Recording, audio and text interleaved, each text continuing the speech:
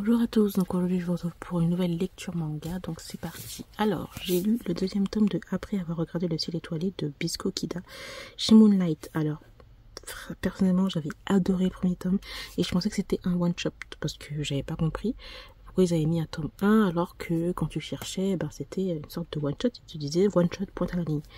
Au final, c'est un deuxième tome et ça se termine en 2 tomes. J'ai adoré, nous suivons la suite de la relation de ces deux personnages là et j'ai adoré ce tome 2 là car là on est un peu plus dans la vie familiale puisque nous avons les parents de ce personnage là et lui avec, bon, je ne vous dirai pas parce que ça va spoiler l'histoire, mais surtout la famille de ce personnage là, et bien n'étaient sceptiques par rapport à leur relation, mais ils se sont rendus compte que grâce à lui, eh bien, ce personnage-là fait tellement de choses, il découvre tellement de choses, il sort de sa zone de confort, il a plus confiance en lui et tout, et lui, bien sûr, il lui apporte quelque chose qu'il a perdu et qui est très beau. Donc voilà, franchement, très très bien. Moi j'adore parce que franchement c'est très beau. Après il y a aussi l'histoire de voilà, ils veulent emménager ensemble, mais c'est pas emménager ensemble mais pointe à la ligne, il faut emménager ensemble et trouver un appartement, un logement adapté au handicap de ce personnage. Donc c'est plus compliqué et tout. Donc franchement c'était vraiment vraiment cool, je vous recommande, c'est vraiment une histoire qui sort un peu de l'ordinaire et qui est vraiment très très bien. Voilà. Ensuite j'ai lu le tome 2 et le dernier tome de Manner of This. Franchement ça m'énerve parce que ces histoires là c'est comme Sotus, c'est hyper court. Pourquoi c'est court comme ça? Ça se termine en 2 tomes. J'étais choquée. Alors après nous n'avons pas de scène de pêche, c'est mon nouveau mot maintenant. J'ai dit scène spicy pour les romans et scène de pêche pour les yaoi. Voilà. J'ai adoré ce tome 2 là. Il y a tellement de révélations. Alors oui, j'ai regardé le drama. Je savais à peu près qui était le coupable et tout. Mais c'est vrai que là, ils ont un peu changé certaines choses. Après Manner of This, ça sort d'un roman thaïlandais. Donc bon, voilà. Il y a tellement d'action et qu'en fait, on a la relation qui est un petit peu mise en second plan, j'ai envie de dire. Les dessins sont très jolis aussi. À chaque fois, on est là en mode, mais qui est le meurtrier? Qui est le coupable? Est-ce que c'est vraiment lui? On est en train de se poser plein de questions et tout. Et on a des bonnes petites révélations qui sont intéressantes. Franchement, j'ai adoré. Je regarderai dans ma petite mangatech.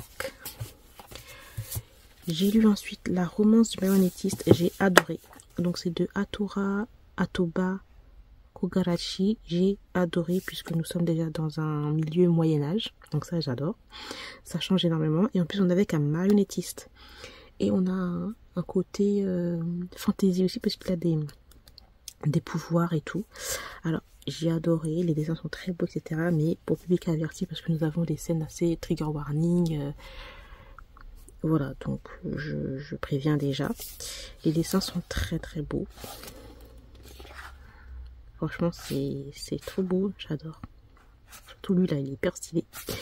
En gros, ce personnage-là va se retrouver dans les mains de ce marionnettiste-là et va être son cobaye. Voilà, on va le pauvre soldat va être un cobaye. Laisse tomber, en plus de ça, il se déteste. Donc bon, là, c'est pour ça que je dis que c'est trop trigger warning, parce que bon, c'est pas ouf là, la relation, etc. Et lui, il essaye en fait de mettre des âmes humaines dans des marionnettes. Voilà. Et il est en train de faire plein d'expériences en fait sur lui. Et lui, en fait, il va réussir à s'enfuir. Ils vont se retrouver plusieurs temps après, et ils vont comprendre pourquoi en fait il est obsédé par le fait de prendre les âmes et les mettre dans les marionnettes et pourquoi il est à fond dans les marionnettes, etc. On comprend tout ça aussi au final. Franchement, j'ai beaucoup aimé, c'était vachement bien. Il faudrait des mangas un peu plus comme ça. c'était trop bien. Ensuite, j'ai lu le 4e tome de la série Grandmaster of Demonic Cultivation de MXTix. Toujours aussi bien cette série. Toujours aussi bien. Alors, il y a un moment où Lanzan, il était un peu pompette. Le comportement qu'il avait, c'était trop cute. C'était trop cute. C'était trop chou. J'adore ces deux personnages. J'adore trop ces deux personnages-là. C'est un truc de ouf. Alors là, il va y avoir un peu la découverte de qui est derrière les... Comment ils disent... En anglais, ils disent les puppets, mais je sais pas si ça, en français, ça veut dire quoi. C'est un peu comme des marionnettes vivantes, un peu comme des... Ouais, des morts vivants, en gros, qui est derrière ça. Et on est là-dessus. Hâte de lire la suite, parce que je crois que le tome 5 est déjà sorti, en plus le tome 6 est en précommande, donc je suis un peu en retard, mais voilà.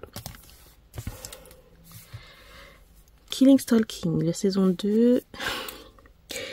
Le tome 2 de la saison 2. Comment vous dire que ce tome 2 là m'a mis un peu mal à l'aise vu le passé de notre personnage. Comment il s'appelle? Bum. Liu. Bon, je sais plus comment il s'appelle. Je suis vraiment too much, moi. Oui, ce personnage-là. Le gars, c'est pas possible. Son oncle, ce qu'il lui a fait. Et lui, là, enfin, non, ils sont dans un truc. Pour vous dire le contexte un peu, là, où ils en sont, ces personnages-là, sur la fin du tome 1 de la saison 2, les deux personnages ont tué quelqu'un. Et ils sont un petit peu, entre guillemets, en fuite. Entre gros guillemets, voilà. Et t'as ce personnage-là qui fait tout pour, en fait, il joue un peu là-dessus, genre avec l'autre personnage. Enfin, vraiment, c'est hyper psychologique, hyper bizarre, hyper malaisant. Vraiment, ces deux personnages-là, ils sont trop... Ils sont tarés. Voilà, vraiment, ils sont tarés. Donc, bon... C'est pas pour tout le monde, hein, cette série, hein, vraiment, mais j'ai quand même beaucoup aimé. Ensuite, j'ai lu le tome 2 de Sanctify, le tome 2 de Zipping Peng et Fox. Donc c'est God Station. J'ai moins aimé ce tome-là, alors qu'on a quand même de grosses révélations sur ce personnage-là. Waouh, trop beau. Sur ce personnage-là. Et on voit qu'il y a il y a un gros lien entre ces deux-là. J'ai pas envie de trop vous spoiler. Et lui, ce personnage-là, il n'est pas si innocent et gentil et tout ce que tu veux. Ouais, voilà son vrai visage.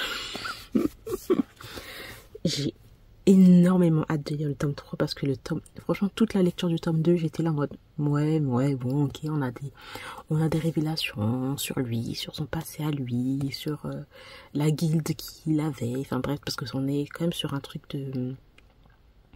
On a un truc quand même sur... comment on appelle ça encore? De l'exorcisme, voilà. On est quand même sur un truc de d'exorcisme, un peu gothique, un peu horreur et tout, faut pas oublier ça. Qui est vraiment pas mal, mais c'est vrai que les 3/4 là du manga, j'étais en mode ok, vous nous donnez des révélations, je veux la suite en fait. Je veux la suite avec ces deux-là. Donc j'ai très hâte de lire le tome 3. Et pour terminer, The coup de cœur. Je crois que c'est le dernier tome. C'était magnifique, cette histoire était magnifique. Comment elle m'a trop touchée. Non, franchement, si vous lisez Tirjen, mais je vous le conseille à mort, c'est trop beau. Les dessins sont magnifiques, mais l'histoire est magnifique en soi. La fin est trop belle et c'est comme si ça recommençait du tome 1. Enfin, j'ai adoré. Franchement, je vous le conseille trop. C'est trop beau, la relation est magnifique. Les personnages, c'est mes chouchous. Franchement, c'est mes chouchous. Ils sont excellents. Excellents. Voilà. Donc voilà, j'ai terminé pour cette lecture manga. J'espère que cette vidéo vous aura plu. Je vous remercie de l'avoir regardée et je vous retrouve très bientôt. Bye bye.